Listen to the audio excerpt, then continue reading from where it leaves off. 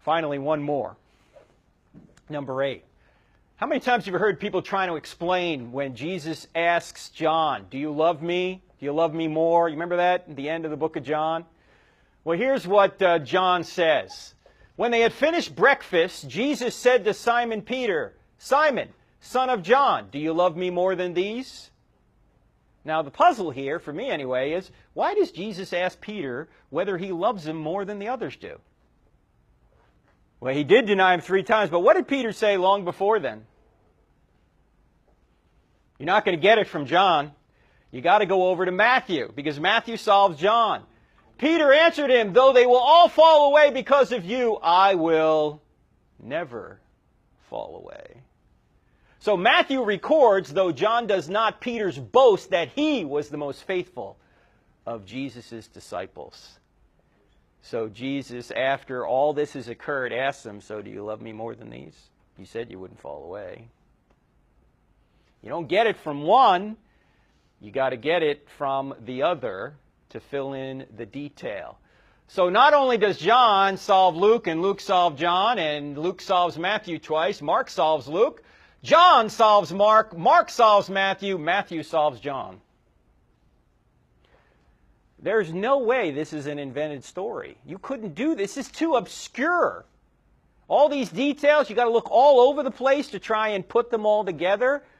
You need the box top to the puzzle. This is putting together an amazing puzzle. So, what kind of conclusions can we draw from this? I think that fictions and forgeries aren't like this. For example, why leave loose ends or raise puzzling questions if you're trying to pass off a lie as the truth, right? There's so many puzzling questions when you look at this. You go, look, if they were really trying to pass off a lie as the truth, they wouldn't let this happen. They would answer all these puzzling questions. Secondly, how can you control what other people will write to make it interlock with what you've written? You can't control. In fact, we'll see next week, not only does this happen internally between the Gospels, there are writers outside the Gospels that interlock with the Gospels, like Josephus and Suetonius and Tacitus, these Jewish and Roman writers. They're writing stuff that interlocks with the New Testament writers. They're called external undesigned coincidences. These are internal undesigned coincidences. Also, this is what actual history, it seems to me, is like. The New Testament writers obviously didn't copy from one another. If they did, if they copied from one another, the accounts would be all the same, right? There wouldn't be these inconsistencies. Passing details interlock in authentic, detailed records told by different people who saw the same real events or knew those that did.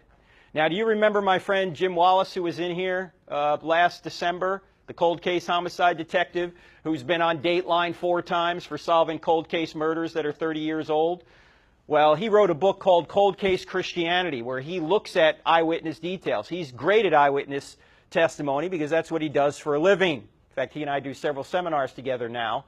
But in this book, he writes about this way.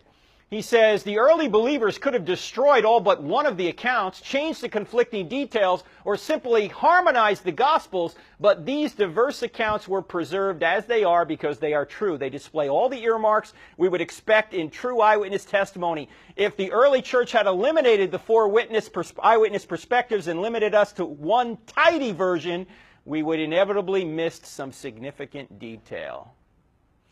So this is exactly what you expect when you have eyewitnesses. You all agree on the same story. You may disagree over the details, but when you look at the details together, then you can figure out a more complete picture. And sometimes the details appear to be contradictory. In fact, go back to the Titanic. Did I ever tell you the Titanic story? When the Titanic sank in 1912, some of the survivors said the Titanic went down whole. Other survivors said it broke in 2 before it went down. What did they all agree on? It went down. What did they disagree on? A detail, how it went down. Now, are we to say, well, since they disagreed on how it went down, we can't believe the Titanic sank? No, of course not. That's what they all agree on. The same thing is true in the New Testament documents. The New Testament documents all agree on what? Jesus died and rose again. They may disagree, at least it appears anyway, on who got to the tomb first, how many angels were at the tomb, these kind of details, but they all agree on the resurrection, the death, burial, and resurrection. They're not inventing this. They're just doing what eyewitnesses do. Now, by the way, there's a difference between a contradiction and a difference. Differences are not always contradictions.